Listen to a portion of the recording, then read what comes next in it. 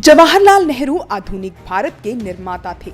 ये कहना गलत नहीं होगा कि उन्होंने अपने आचरण से आजादी के बाद लोकतंत्र को सींचा था और एक लोकतांत्रिक भारत की नींव डाली थी। आइए जानते हैं कि कैसे नेहरू जी ने हमें लोकतंत्र का पाठ पढ़ाया और कैसे मोदी सरकार उस लोकतंत्र को बर्बाद करने पर तुली है। दुनिया के कई देशों के इतिहास में लोगों को चरणों में मतदान के अधिकार प्राप्त हुए थे। पुरुषों को मतदान का अधिकार संपत्ति और उसके बाद शिक्षा पर मिला। एक लंबी मांग के बाद श्रमिक वर्ग के पुरुषों को मतदान का अधिकार दिया गया।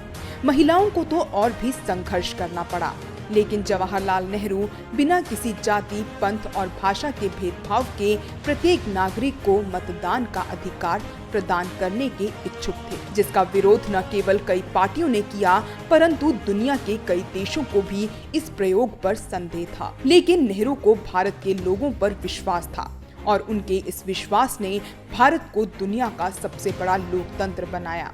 आज भाजपा इतनी मेहनत से लोगों को मिले अधिकार को कुचलने की कोशिश कर रही है, उनकी आजादी को छीन रही है, उन पर जबरन कानून थोप रही है। आजाद भारत की पहली कैबिनेट जो नेहरू के नेतृत्व में बनी, इसमें विभिन्न धर्मों और जातियों के लोग थे और सबसे महत्वपूर्ण बात, इसमें कई ऐसे व्यक्ति थे जो कांग्रेस पार्टी के आलोचक रह चुके थे। नेहरू ने ये दर्शाया कि स्वतंत्रता पूरे देश के लिए आई है, न कि सिर्फ केवल कांग्रेस पार्टी के लिए। जवाहरलाल नेहरू कितने लोकतांत्रिक थे, ये उस कैबिनेट से झलकता है। उस वक्त सभी अहम फैसलों पर चर्चा होती थी और सभी प्रस्ताव आम सहमति से पारित होते थे। स्वतंत्र भारत का पहला मंत्रिमंडल सामाजिक दृष्टिकोण से भी भारत की खूबसूरत तस्वीर प्रस्तुत करता है।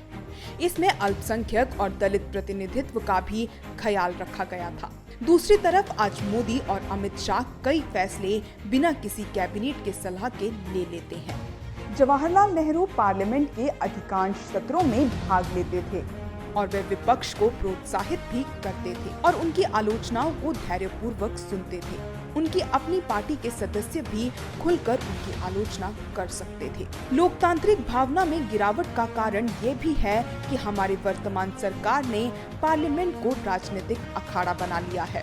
नेहरू के दौर से अगर तुलना करें तो आज की सरकार संसद में चर्चा को काफी कम समय देती है।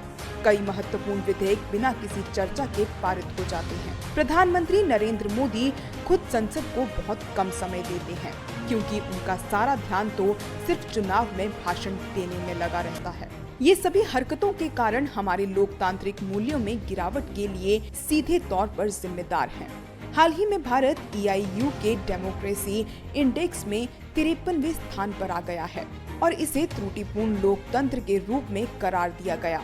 ऐसा इसलिए हुआ क्योंकि नरेंद्र मोदी ने स्वतंत्र स्थानों पर कब्जा करने की कोशिश की थी। यदि हम भारत में लोकतांत्रिक स्थानों में संशोधन और पुनर्कल्पना और पुनर्निर्माण करना चाहते हैं तो हमें वापस नेहरू के दिखाए रास्ते पर चलना होगा।